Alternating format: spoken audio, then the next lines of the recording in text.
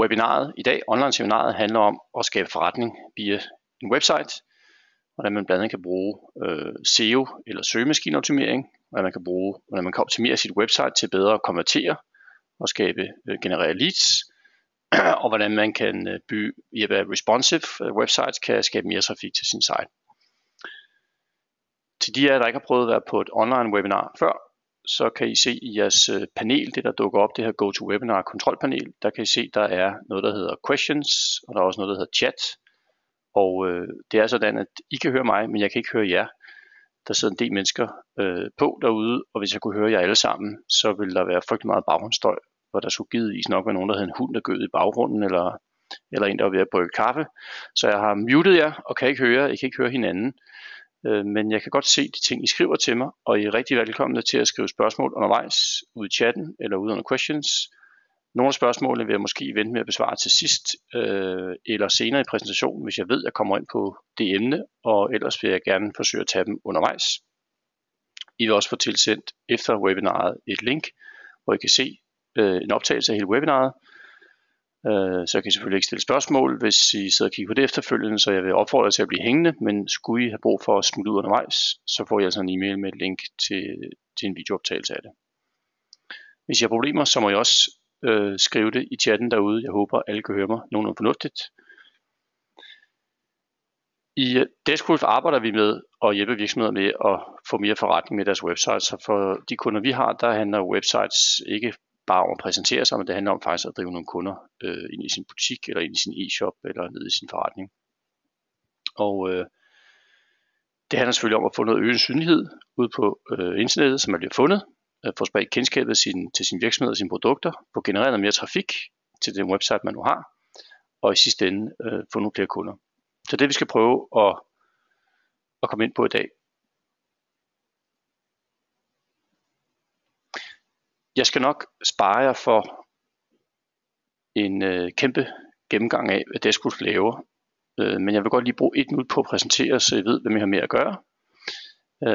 Vi er en af Danmarks største udbydere af blandt andet Facebook og website-løsninger til erhvervslivet. Vi arbejder primært med mindre og mellemstore virksomheder og butikker. Så vi laver både Facebook-løsninger, Facebook-marketing og SEO og søgemaskineoptimering osv. Det har vi gjort i 4 år.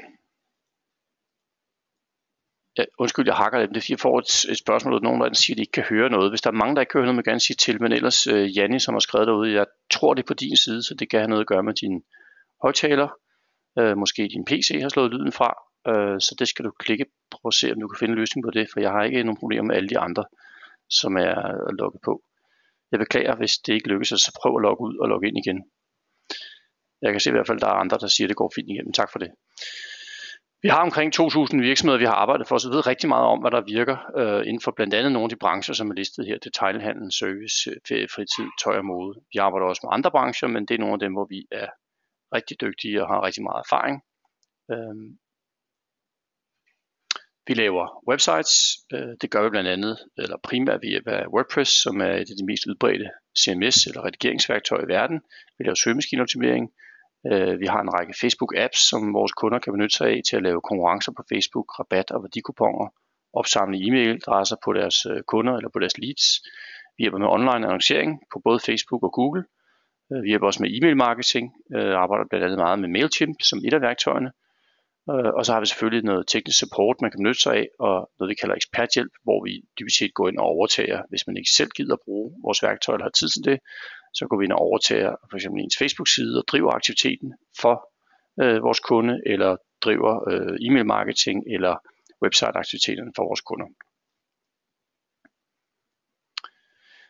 Lad os komme i gang med, hvad webinaret i dag handler om. Et af de emner, vi kommer til at snakke en del om, er SEO eller Search Engine Optimization, eller søgemaskineoptimering på godt dansk. Der vil være nogle af jer, der har hørt om begrebet før og er bekendt med det, men bare sådan lige basis-tingen, hvis vi skal have det med, så handler det dybest set om, hvad kan man gøre, uden at skulle bruge penge, for at komme højere op i Google søgeresultaterne. Så hvis vi kigger ud til højre, så har jeg været inde og søge i Google på spisesteder i Gentofte, og der er 154.000 resultater. Og det er jo ikke fordi, der er 154.000 spisesteder i Gentofte, det tror jeg i hvert fald ikke, der er. Men der er sikkert 154.000 steder på internettet, hvor der bliver skrevet et eller andet, som relaterer til spisested eller Gentofte. Men det gælder selvfølgelig om at komme relativt højt i de søgninger, som er relevante. Hvis man har et spisested i Gentofte, så vil man helst ligge relativt højt i sin søgeresultat. Fordi som jeg skriver herover, så er det faktisk sjældent, at brugerne klikker videre til side 2, 3 eller 4, når de leder efter et eller andet. Hvis jeg skal bruge et spisested i Gentofte, så ser jeg først det øverste. Og SEO handler om at få ens website adresse til at liste højt på side 1, i stedet for at komme om på side 10, eller som søgeresultat nummer 154.000, så er der ikke særlig stor sandsynlighed for, at der er nogle af de mennesker, der søger, som klikker videre. Og så kan man sådan set have verdens flotteste og bedste hjemmeside. Hvis ikke den bliver fundet på blandt andet Google, så får man ikke noget trafik på den. Så det er søgemaskineoptimering, som vi skal komme ind på, hvordan gør vi det? Hvordan kan vi komme, ikke med garanti op på side 1, men hvordan kan vi gøre, så vi har større sandsynlighed for at komme på side 1 i de forskellige søgeresultater, som vores målgruppe måtte få frem, når de søger efter den type virksomhed, som vi er. Search Engine Marketing, SEM, er en anden disciplin, det kommer vi ikke så meget ind på i dag, men den handler om at betale sig til med annoncer, som I kan se det her er, og få en placering, når der bliver søgt på forskellige søgeord på Google. Så vores SEO, det handler om hårdt arbejde og knofedt. Så handler Search Engine Marketing helt brutalt om at smide nogle kroner til Google og sige, jeg vil gerne vises på side 1 under spisestedet Gentofte. Og der skal man altså betale prisen, fordi der er nogle andre, der er inde og betale. Og den, der betaler mest, for at sige sådan det er, kommer højst på Googles søgeresultater. Så hvis McDonald's i Gentofte er villig til at betale, nu siger vi et eller andet fiktivt, for jeg aner ikke, hvad beløbet er, men lad os bare sige, at de er villige til at betale 30 kroner hver eneste gang, der er nogen, der klikker på en af deres annoncer, og det viser sig, at Google kan se, at der er mange, der klikker på de annoncer, jamen så er der mange penge for Google i at smide McDonald's Gentofte højt, fordi så tjener Google mange penge, og derfor så bliver McDonald's Gentoftes annonce vist højere end dem, der ikke er villige til at betale så meget, eller dem, der ikke har så mange kliks på deres annoncer, fordi det, de viser, åbenbart ikke er så interessant. Så vi skal arbejde med den næste 20 minutters tid, blandt andet, hvordan kan vi prøve at komme lidt længere op ved at SEO, uden at betale os til det. Rigtig mange af vores kunder, som er mindre og mellemstore virksomheder, har ikke noget voldsomt annoncebudget, og derfor så er der ikke noget at bare kaste over og smide penge efter AdWords. Det kan man godt, og det skal man også gøre, men man skal starte med at arbejde med søgemaskineoptimering. Det primære, som SEO handler om, det er helt banalt relevans. Altså Google er blevet rigtig, rigtig god til, efter mange år optimering af deres algoritmer og sådan noget, at finde ud af, om hvilke websites, der er relevante i forhold til det, som deres brugere søger på, når de søger på Google. Så det handler dybest set om, at det, man skriver om på sit website, de ord, der står på ens website, de er relevante i forhold til det, som brugerne søger på. Det lyder banalt, men I drømmer ikke om, hvor mange af de kunder, vi arbejder med, der dybest set ikke rigtig får brugt de ord, som deres målgruppe søger efter. De får ikke brugt de ord i teksten på deres website. Og hvis man ikke gør det, så kan Google altså ikke regne ud, hvad det her website handler om. Så hvis man i det her tilfælde er en glarmester, så gør man sig godt i, som de rigtig har gjort fint her, det er altså ikke en af vores kunder, jeg har bare taget et eksempel, at skrive en masse nøgleord, som jo er eksempler på, hvad kan deres målgruppe finde på at søge efter. Det er jo ikke sikkert, at hvis jeg har fået balleret en rode, at jeg søger efter glarmester. Det kunne være, at jeg var en af den type, der skrev reparation af roder, eller erstatning, eller forsikring, eller balleret rode, eller hvad jeg kunne finde på at skrive. Der er selvfølgelig nogen, der skriver glarmester, men der er også en masse, der søger på alt muligt andet, som kommer den på. Og der har glarmester Henning og Bent givetvis haft nogen til at hjælpe sig, eller også har de selv siddet og blandt andet her på forsiden brainstorm på, hvad er det for nogle ting, vi skal have med tekstmæssigt. Det nytter ikke noget, hvis det her står i et billede, som en del af et billede, skal stå som noget tekst, som Google kan læse igennem og browse igennem og indeksere. Så en af de helt banale ting, det er at sørge for, at jeres website er relevant. Sørg for at bruge de nøgleord, som bedst kendetegner det, som I laver, og brug dem og tænk rigtig bredt her. Det kommer lidt tilbage til, hvordan man brainstormer på nogle gode nøgleord. De nøgleord, man bruger, dem skal man bruge taktisk, fordi Google kigger på rigtig mange ting. Google kigger blandt andet på overskrifter. I det her tilfælde, der er overskriften energiroder. Nu er jeg gået ned på en af undersiderne på glarmester Henning og Bents website. Og man kan faktisk inde i den måde, når man bygger websitet, som jeg også skal vise lidt senere, så kan man definere at det her det er en overskrift. Så Google ryger ned ad sådan en side her, læser den igennem, og så får den at vide, at det her det er overskriften. Det er jo ikke noget, den sådan bare selv kan regne ud, hvis ikke man fortæller den. Det kunne lige så godt være det her, der var overskriften, eller det her. Men vi kan sætte ind i koden, at det her det er en overskrift. Og så ved Google, at det primære emne på den her side, det er energiruder. Og det vægter meget højt, hvis der er nogen, der søger på energiruder. Så vil Google primært liste de sider, hvor blandt andet titlen er energiruder, fordi så regner man med, at det er det allermest relevante søgeresultat for kunden.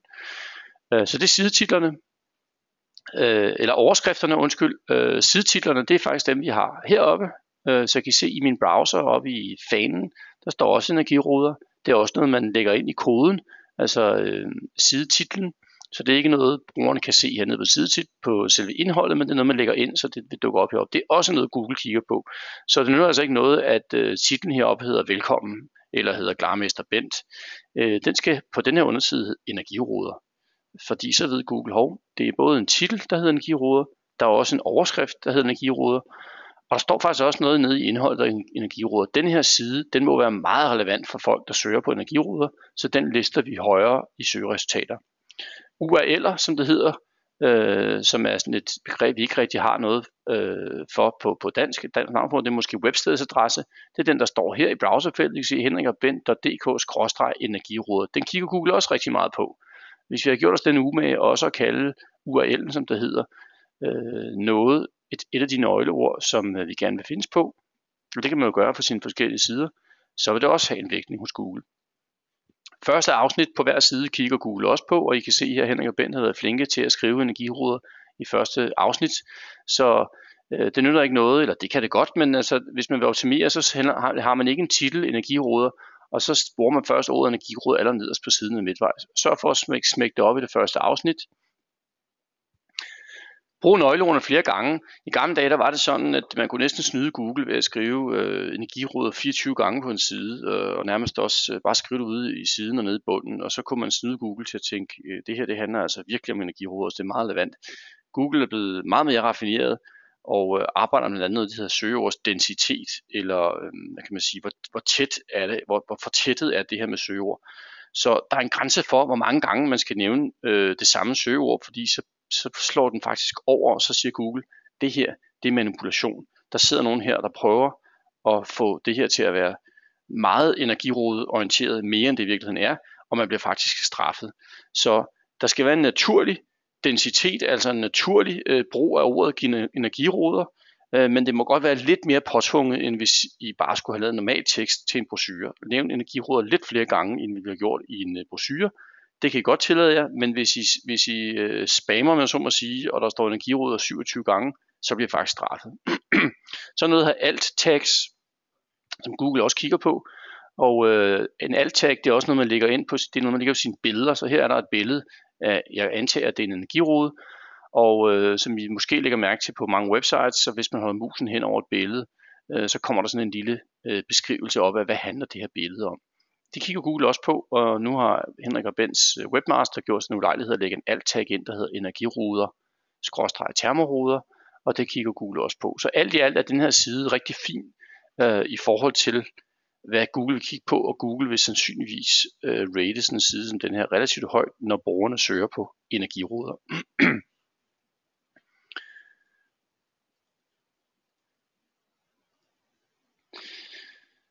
Så bliver jeg spurgt herude, er der ikke også mange andre faktorer? Jo, det er der.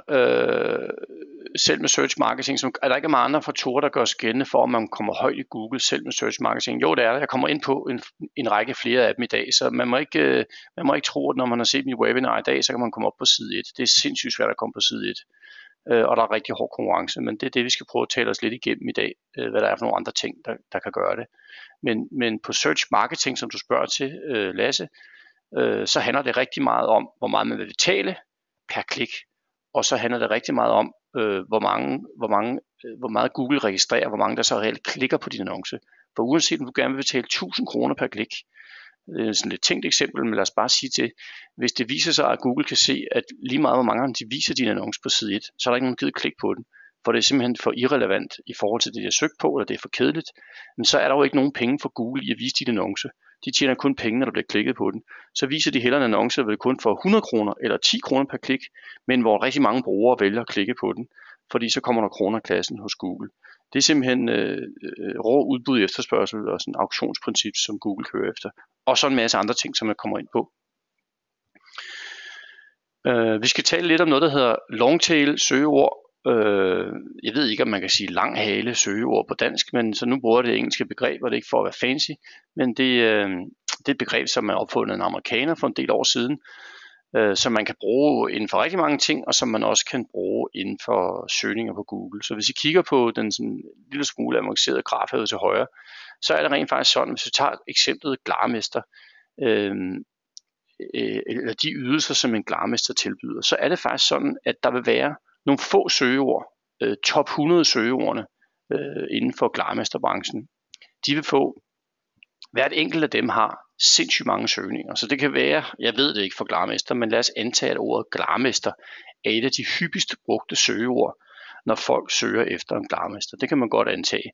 Så det er det, man kalder top keyword, top søgeord. Det er et af de hyppigst brugte. Og så kan man jo sætte sig ned og sige, så gælder det jo om at få optimeret min site, så jeg dukker op, når folk søger på glarmester. Og det kan man også godt prøve at gøre. Problemet er bare, at der er rigtig mange glarmestre i Danmark, som rigtig gerne vil findes, når folk søger på glarmester. Og derfor bliver der brugt sindssygt mange ressourcer rundt omkring i landet, hos glarmestre eller webmasters, som arbejder for glarmester, SEO-mæssigt og search marketing-mæssigt, på at blive fundet lige præcis på ordet glarmester. Og derfor må man erkende, at det er sindssygt dyrt og ressourcekrævende at komme øverst på topsøgeordene. Og det er ikke det samme, som man skal opgive det. Det kan man godt vælge, og man kan også vælge at betale sig til det. Men ofte så kan man som mindre virksomhed få meget mere for pengene ved at sige, okay, vi fokuserer på alle de nichesøgeord, som man også søger efter. Det kunne være energiruder, det kunne være reparation af vindue, det kunne være balleret vindue, det kan være billig vindue, det kan være hurtig udskiftning af vinduerne. Altså det viser sig, det er, at rent faktisk, hvis man tæller alle hvis I forestiller hver af punkterne her på det, man hedder x-aksen, den vandrette, det er et søgeord. Så er der ganske få søgeord, som får sindssygt mange søgninger, men så er der sindssygt mange søgeord, som faktisk hver især får de ikke ret mange søgninger, men hvis man nu har optimeret på alle de søgeord, der er herude af, så rammer man faktisk 70-80% af alle de søgninger, der er på Google inden for sin branche. Så hvis man i stedet for at sætte sig ned febrilsk og prøve at komme øverst på glarmester, så sætte sig ned og optimeret på alle de niche- eller longtail søgeord, som der ikke er så hård konkurrence på, så kan man faktisk generere sindssygt meget trafik, uden at skulle betale sig til det. Og det handler jo rigtig meget om at sætte sig ned og sige, hvad er det for en masse andre søgeord end de mest åbenlyse, at folk kunne finde på at søge. Og det kan være, der er 100, og det kan være i nogle brancher, der er 500, så det er stort arbejde. Det kan også være, at det bare er 20, og hvis I rammer dem, og der ikke er nogen af jeres konkurrenter, der lige har udtænkt, at det er sgu nok den kombination. Det kan være en hel sætning, det kan være en lang sætning, der hedder billig udskiftning af vinduer, forsikringsdækket. Hvad ved jeg? Der skal nok være nogen, der sidder og søger på det inden for glarmester, og det skal nok vise sig, at der ikke er nogen andre glarmester, der har optimeret på det søgeord. Så alle dem, der søger på dem, bang, der ligger I forrest, hvis I gør jeres arbejde rigtigt. Det her, det handler jo rigtig meget om at sætte sig ned og forestille sig, hvad kan det være for nogle søgeord, som min målgruppe søger på. Og noget af det handler selvfølgelig om at bruge sin fantasi og prøve at sætte sig ind i knolden på målgruppen og sige, hvad må de sidder derude lige nu og har problemer og behov. Og også tænke på, hvad det er, jeg har som forretning, der er unikt. Hvad er det for nogle ting, som jeg kan, eller som jeg gerne vil være kendetegnet ved, som der ikke nødvendigvis nogen andre, der har, og så i hvert fald sørge for, at dem skal jeg findes på. Det må godt være nogle lange søgeord, som et eksempel var, det må godt være nogle ordkombinationer, og det må godt være alle mulige varianter. Der findes nogle nøgleords eller søgeords planningsværktøjer, blandt andet har Google et gratis et, der hedder Google Keyword Planner. Og hvis I har tid og lyst til at råde med sådan nogen, så vil jeg opfordre til at kigge på det. Der kan I faktisk sidde og få inspiration til på nogle søgeord. Hvis I tager sig det med, så kan Keyword Planner fortælle jer, hvilke andre søgeord bliver også brugt, når man leder efter den type, som det her søgeord typisk er udtryk for. Så der kan I få inspiration. Men ellers vil jeg sige, det er sådan måske noget, der tager noget tid at få bygget op, den her long tail optimering. Til gengæld så giver det nogle sindssygt gode resultater. Også fordi, hvis I har noget unikt, og I bliver fundet på det, så er der en rigtig, rigtig høj konvertering. Konvertering betyder, En ting er, at der er nogen, der klikker på på jeres søgeresultat og kommer ind på jeres hjemmeside, men konvertering er jo, at de enten udfylder en formular, køber noget på jeres e-shop, eller tager knoglen og ringer til jeres telefonnummer. Hvis ikke de gør det, så har I ikke fået ret meget ud af det her besøg. Men det er klart, at hvis I har en meget specifik ydelse, og brugeren har søgt på den specifikke ting via et niche-søgeord eller en lang kombination af ord, og det rammer jeres side, og I lige præcis taler til det behov, så er der en rigtig stor sandsynlighed for, at brugeren rent faktisk konverterer og bliver til en kunde. Så niche- eller longtail søgeord har en meget højere konvertering end topsøgeordene. Hvis jeg søger på glarmester, så kan det også være, at jeg bare læser en bog om glarmestre. Det er måske et lidt tænkt eksempel, men det er faktisk ikke sikkert, at det jeg finder, de første 5 søgeresultater, det reelt var det jeg ledte efter. Det kan også være, at jeg i virkeligheden skulle bruge en glarmester i en anden by, end den der dukker op. Men hvis jeg søger på forsikringsgodkendt erstatning af energiråder i Gentofte, og I har optimeret på det, og man lander på en side, der handler om, jeg kan hjælpe dig med at få repareret din energiråd rigtig hurtigt, jeg skal nok sørge for, at forsikringen hjælper dig med at få det forsikringsgodkendt, så er der ret god konvertering på sådan en søgning. Noget af det her arbejde kan I også gøre lidt nemmere, hvis ikke I vil bruge sådan nogen som os, eller selv vil bruge en masse tid på det, så kan I gøre det nemmere ved at bruge noget, der hedder SEO-moduler.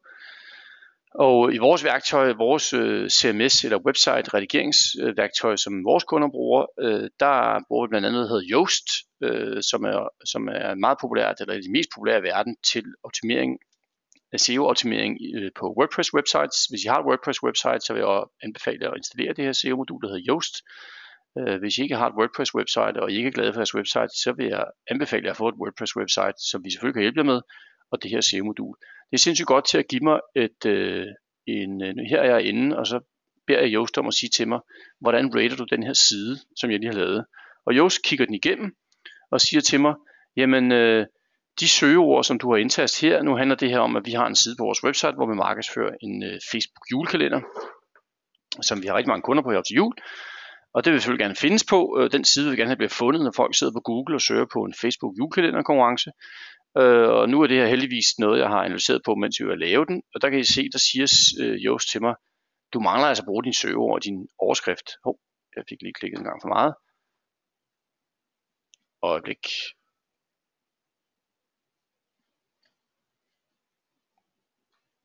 Det gik sgu galt for mig, for at sige det som det er. Jeg skal lige tilbage. Ja, undskyld. Det fortæller mig, at jeg mangler at bruge søgeord i artikkeloverskriften. Jeg har heller ikke brugt det i titel endnu. Jeg har heller ikke brugt det i URL'en. Der er også noget, der hedder en metabeskrivelse og forskellige andet. Og der ligger en masse andre sideanalyser og forskellige ting, afhængig af hvor avanceret man er, som Yoast simpelthen hjælper ind med at sige, du skulle tage at gøre sådan og sådan og sådan. Man kan også indtaste det, der hedder en metabeskrivelse, som er det, der bliver vist ude i søgeresultatet på Google. Så når Google lister noget, hvis jeg har søgt på en Facebook julekalender, så vil der måske titlen stå Facebook julekalender, og så kan jeg sørge for ved hjælp af min metabeskrivelse, at der nedenunder det ude på Google står, kør julekalenderkonkurrence på Facebook i december og få en masse kunder, for eksempel. Så jeg kan altså styre, hvad bliver der vist ude i Google søgeresultaterne ved hjælp af metabeskrivelsen. Man kan godt gøre alt det her manuelt, man kan også godt kode sig til det, men SEO-modulerne, som for eksempel Yoast, hjælper en til at gøre det meget mere effektivt, uden at man skal bruge en masse tid på det. Hvis I er en lokal forretning, vil jeg også opfordre jer til at sørge for, at I er på Google Maps. Det lyder banalt, men der er rigtig mange af dem, vi snakker med, som ikke har fået gjort det. Og der er faktisk også brugere, der søger på en leverandør via Google Maps. Jeg står her lige nu.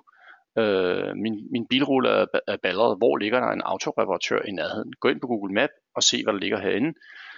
Og der kan I se, at der ligger den glarmester, jeg havde fat i før, glarmester Henning og Bent. De har selvfølgelig også lagt sig ind på Google Maps og ligger fint der.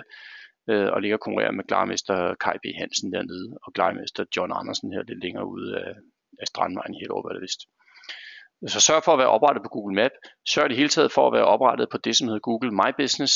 Hvis I ikke kender den, så gå ind og søg på det. Det er et sted, hvor I både kan styre jeres Google Map-visning. I kan have en vis styring af jeres Google søgeresultater. I kan se her et søgeresultat, hvor virksomheden Skobox, som altså er en fiktiv virksomhed, bliver listet. Og det, som man ser her, det er noget af det, som man styrer via Google My Business. Det hjælper også, det giver en noget SEO juice, som vi kalder det. Altså det hjælper til at SEO-optimere, at man får oprettet sig på Google My Business. Det forhold, at man er på Google Maps, er noget, som Google sætter pris på og giver en højere listing i søgeresultaterne. Der er også noget, der hedder Google+, som de fleste af os har hørt om, men der ikke er nogen, der gider bruge det.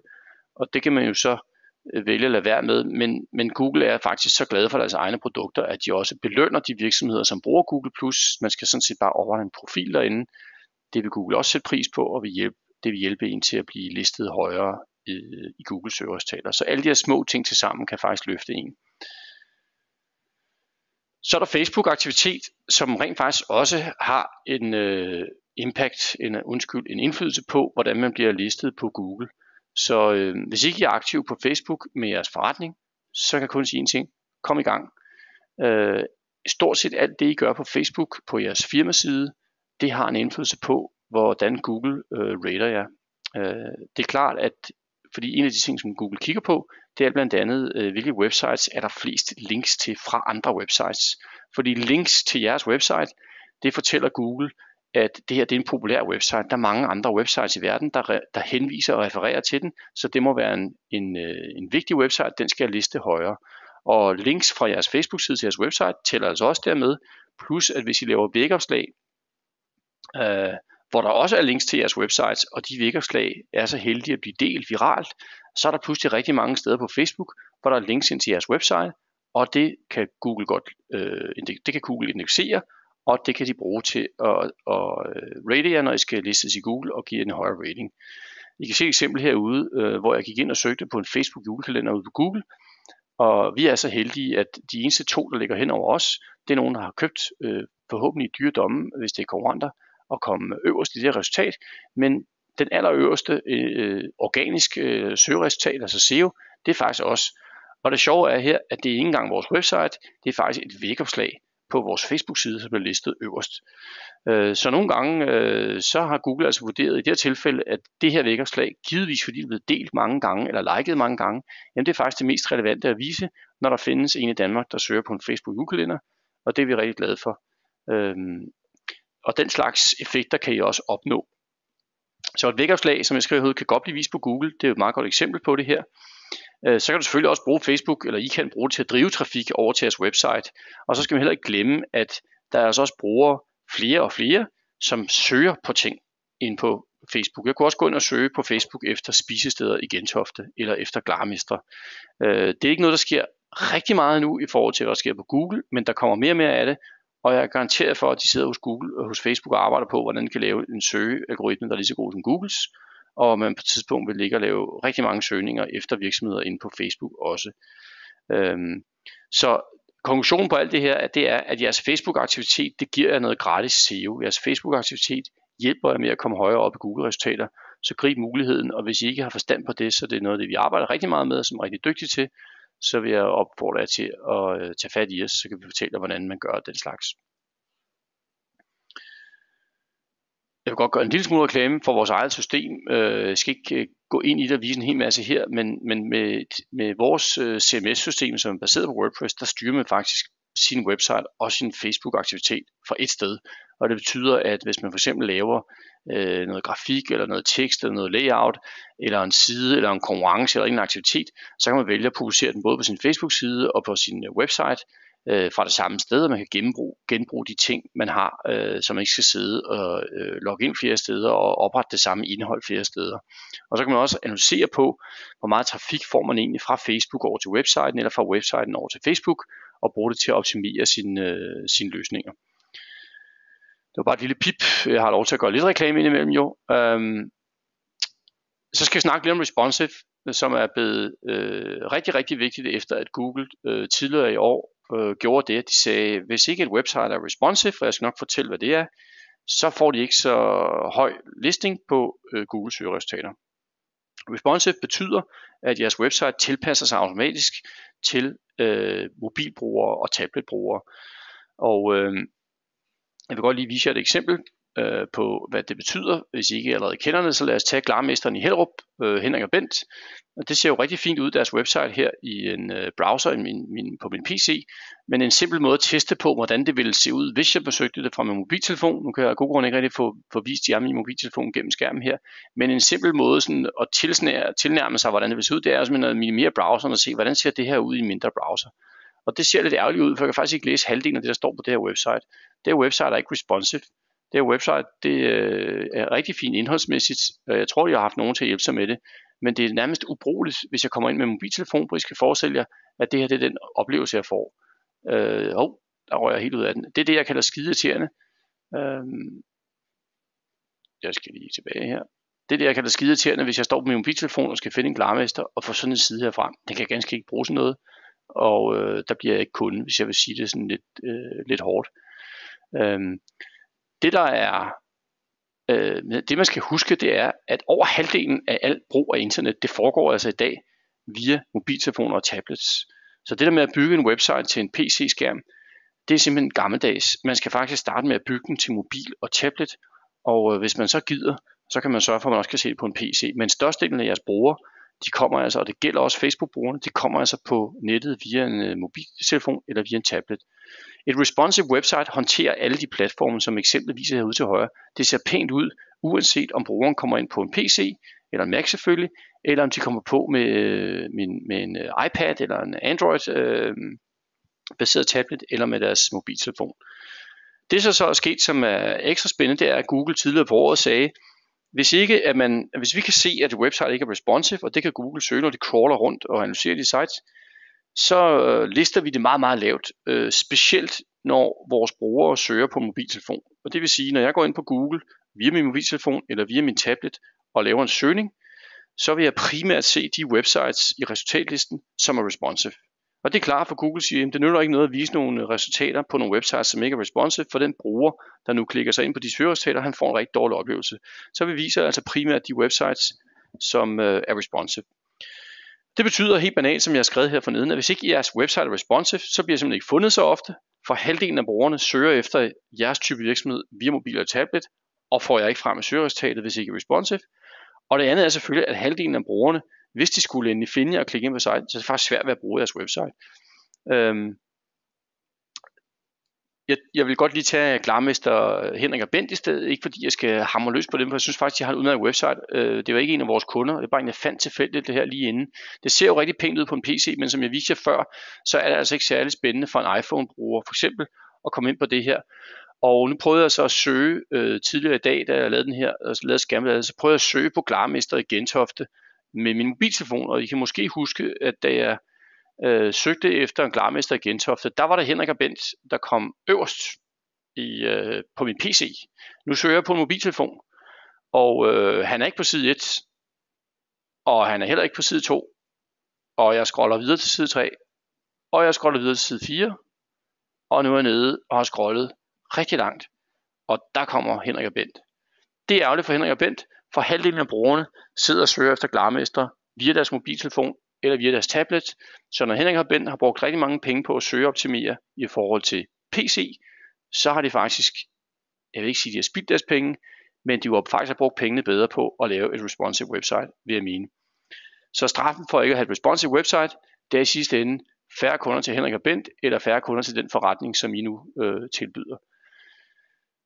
Jeg fandt så et eksempel på en Klarmester, som gjorde det rigtig fint, og det er ikke en af vores kunder, så det er ikke for at gøre reklame, men det kunne have været en af vores kunder selvfølgelig, Klarmester Hillemann og Jensen. De har et responsive website, og det betyder, som I kan se her, at det ser rigtig pænt ud. Telefonnummeret står pænt, det er nemt at finde. Der er også en menu. Jeg tror faktisk lige, jeg vil hoppe ud og vise den herude, for det fungerer lidt bedre. Henrik og Bent. Lad os gå ind på deres... Hillemann Jensen hedder det. De kan godt lide at bruge deres navne, de her Klarmestre. Nu prøver vi at gå ned i noget, der minder om en mobiltelefon. Kan I se, hvor pænt det kommer til at se ud, og hvor nemt det er at navigere. Og hvis jeg skal bruge menuen, så klikker jeg her, og så kommer min mobilmenu ned, og den giver mig en undermenu, og jeg kan nemt finde nogle priser. Rigtig dejligt. Der kunne jeg godt finde på at blive kunde, hvis jeg får ballerne rodet, og jeg står med mobiltelefonen i hånden og skal reparere den. Hvor Henrik og Bent, der kunne jeg slet ikke finde menuen, for den forsvandt på min mobiltelefon. Jeg tror, jeg har fået pointen hjem. Henrik Hillemann Jensen kommer faktisk øverst, når jeg søger på Klarmester lige nu, fra min mobiltelefon. Og det gjorde de også på PC. De har gjort det rigtig fint. Ikke responsive websites. Den bedste måde, jeg synes, man kan illustrere det på, det svarer lidt til at flytte sin butik, hvis man har sådan en, om i en sidegade, hvor at størstedelen af brugerne, der kommer de ikke. Den målgruppe, man har, de finder den ikke. Når de endelig finder butikken, jamen så er der sådan en halvlukket dør, som man skal klemme sig igennem. Så halvdelen af kunderne, de kan simpelthen ikke komme ind i butikken. Det svarer lidt, det er den oplevelse, de får, når de sidder med deres mobiltelefon. Det koster kroner og øre, så det er en rigtig skidt måde at arbejde på. Lad være med det. Jeg vil ikke snakke så meget mere om SEO. Jeg vil godt lige komme kort ind på search marketing, altså den betalte del, som der også blev spurgt til før.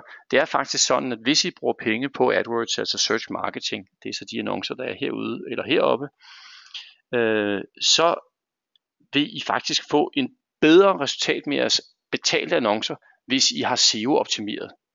Altså Google kan godt lide at vise annoncer,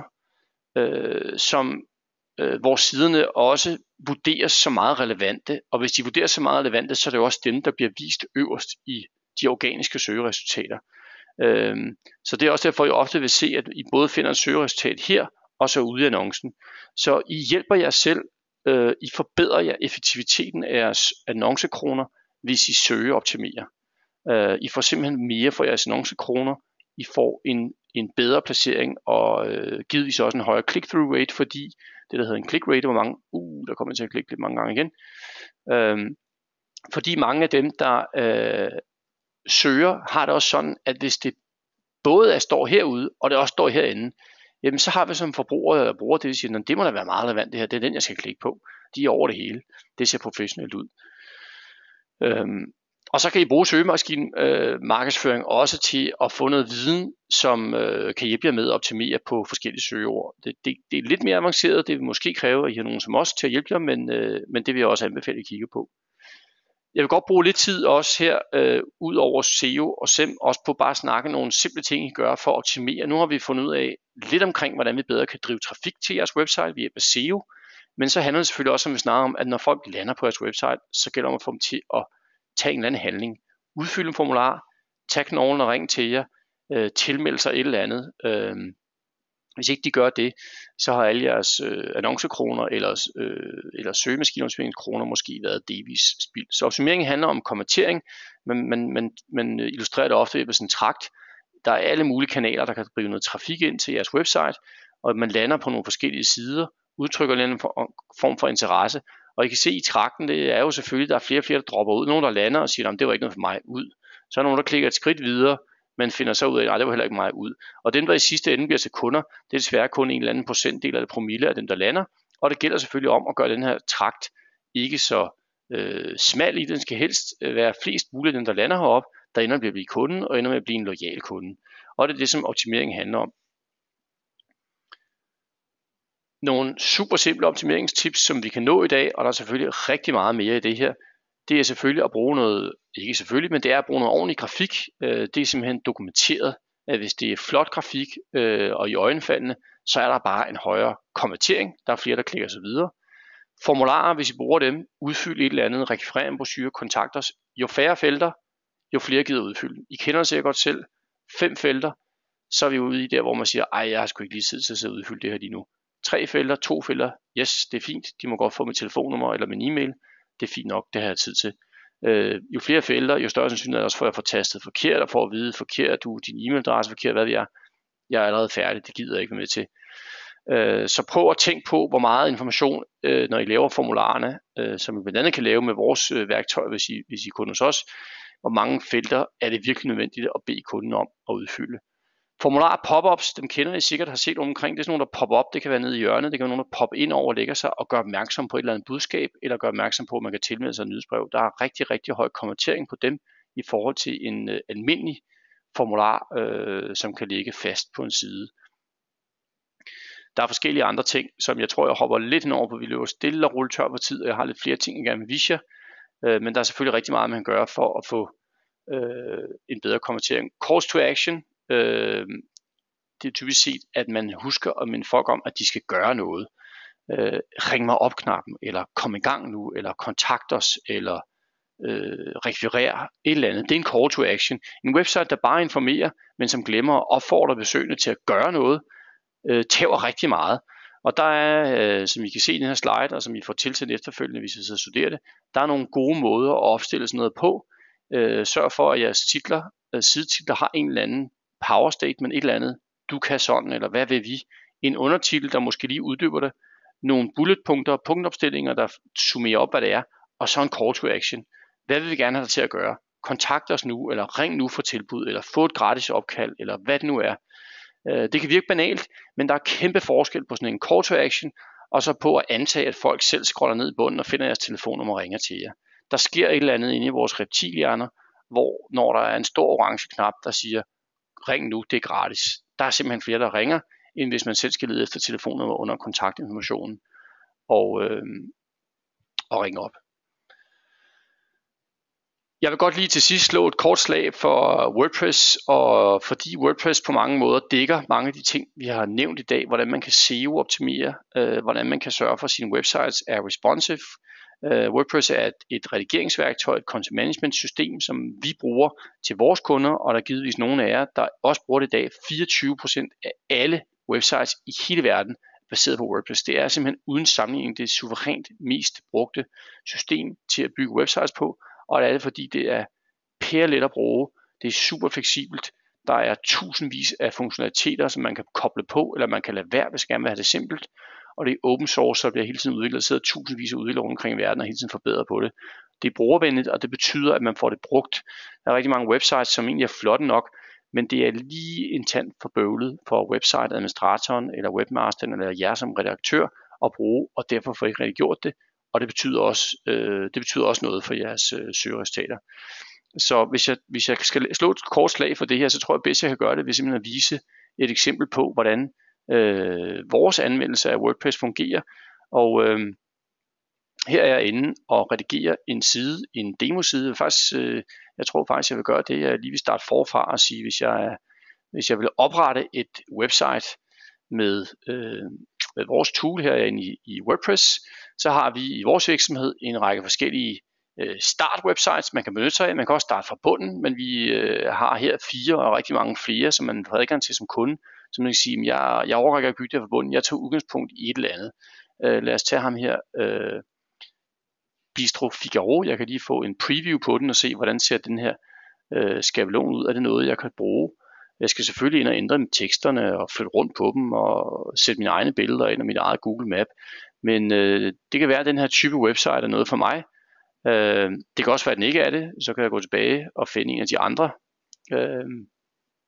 Den her for eksempel, det er lavet til behandlere, men kan bruges af alt muligt. Lad os sige, at det faktisk er en designskabelon, med der ligger nogle undersider heroppe. Lad os sige, dem vil jeg godt bruge. Så vælger man den. Og nu har vi så bygget et helt website baseret på den skabelon. Så nu har jeg som kunde hos os et website. Jeg lige starte med at bare se, hvordan det ser ud. Sætte websitet, når jeg ikke er inde og redigerer det. Så ser det sådan her ud. Jeg kan scrolle op og ned, der ligger nogle videoklikker, der ligger noget Google Map, og jeg er sådan set i luften, og der ligger nogle menupunkter her, jeg kan klikke mig igennem og se forskellige indhold. Og jeg vil nok ikke have et website, der ser præcis sådan her ud, men jeg vil gerne bruge det her som skabelon, så jeg går ind og siger, at jeg vil gerne redigere den her side, og trykker redigere. Og vi har lagt en visuel redigeringstool hen over WordPress, som gør det noget nemmere end standard WordPress er. Lad mig vise jer nogle eksempler. Hvis jeg for eksempel flytter rundt på tingene og siger, at denne her prøv gratis medlemskab vil jeg faktisk gerne have heroppe. Den skal ikke ligge dernede.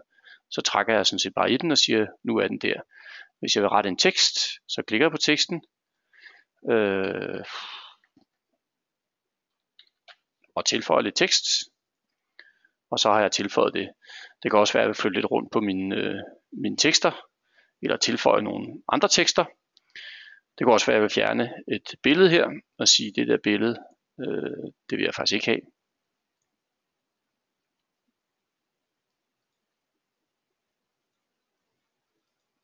Ja, der sker altid, når man skal demo, at man ikke får det til at virke, men jeg fik da fjernet det, og lad mig sige, at jeg vil indsætte et billede, jeg selv har, og så går jeg ned og finder et billede her. Hvor gør jeg det henne? Det gør jeg herovre. Foto. Og trækker jeg ind og siger, at jeg vil have et foto der. Og hvad skal det være for et? Der skal jeg vælge et foto fra mit bibliotek. Der har jeg sgu et billede af mig selv. Det vil jeg gerne have her. Og så vil jeg godt have lidt tekst nedunder, hvor der står, hvem det er, eller en overskrift henover. Og der står Rasmus. Og nu er jeg færdig med sådan lige det, jeg vil vise nu, og siger opny og ændringer. Og nu har jeg i hvert fald lavet lidt om på mit website. Det er ret simpelt i løbet af nogle få minutter, kan man egentlig lave om i hele det her skabelon website. Man kan selvfølgelig også have startet fra bunden, men så kan man få tilpasset, lagt sine egne billeder ind og så videre. Man kan også købe os til at hjælpe med det, men rigtig mange af vores kunder gør det egentlig selv, og gør det rigtig fint. Der ligger i den her skabelon website, ligger der i det her tilfælde 6 sider. Hvis jeg vil have en ny, så tilføjer jeg en ny side, og siger, at den skal hedde tests. Og når jeg gør det, så får jeg lige mulighed for at vælge nogle forskellige skabeloner. Der ligger rigtig mange, som vi har lagt ind. Man kan også selv gemme sine egne skabeloner, men lad os sige, at jeg gerne vil have en side, der ser sådan her ud. For jeg vil gerne fortælle lidt om mit team. Og så vil jeg selvfølgelig gerne have det på dansk. Vi har også en masse danske skabeloner. Der skriver vi medarbejderne. Og så kunne vi jo skifte Kimberly ud med mig selv.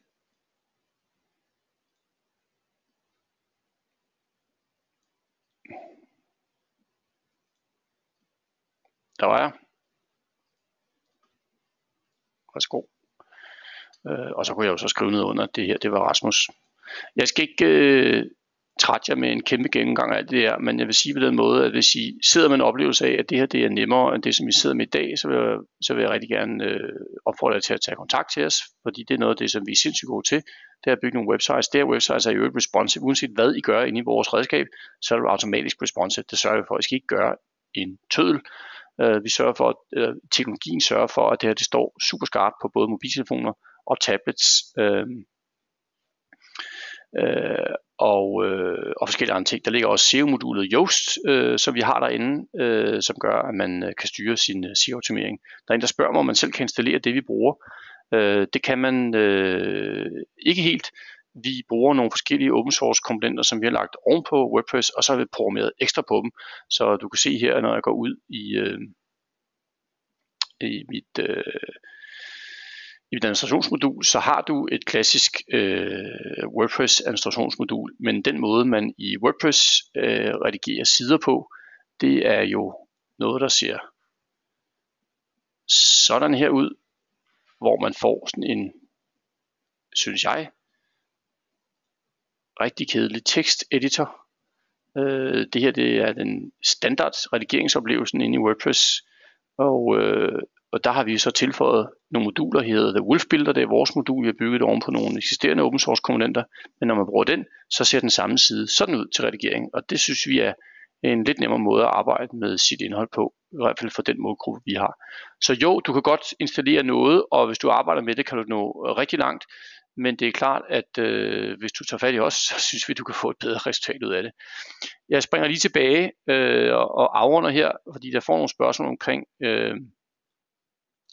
hvad sådan noget koster.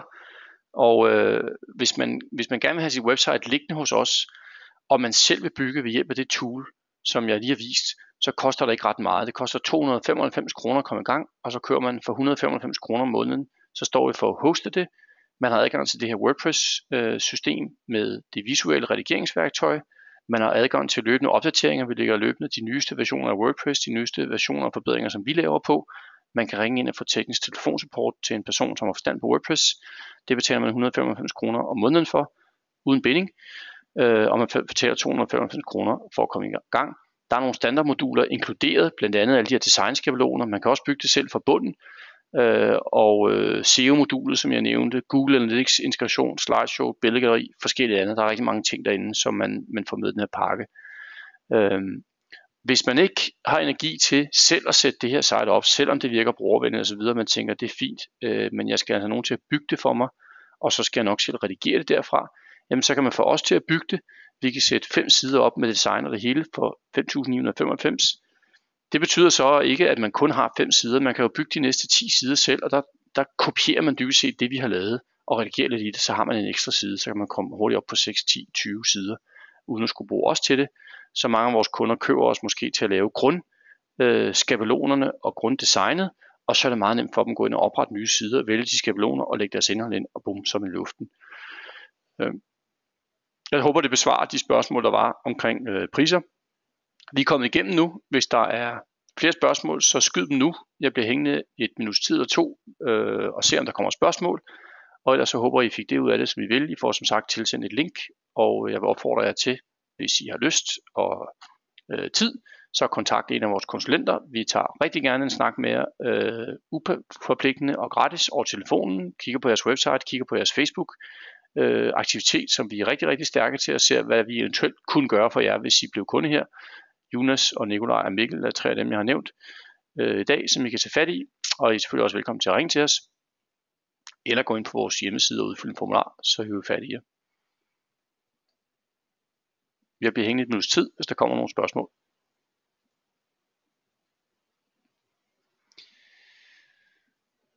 Jeg får spørgsmål, hvad kan jeg gøre for at få min virksomhed frem i søgning på Google Maps? Jeg har Google My Business med anmeldelser, billeder og lidt tekst. Er det SEO, der skal til? Er det SEO på mit site eller min Google? My Business, min virksomhed har kun en lille prik på Google Maps, hvor nogle andre har en større prik markering på Google Maps. Jeg må tilstå, at det er en lille smule uden for mit speciale lige det her område, men jeg undrer mig over, at du oplever en anderledes listing. Jeg vil forestå, at du lige ringer ind, så vi prøver at kigge på det. Vi vil gerne kigge på for dig, og se om vi kan finde svar, hvad det er, du skal gøre. Det skal du ikke betale os for. Så det er desværre det bedste svar, jeg lige kan give på stående fod, medmindre jeg kan se præcis, hvad det handler om.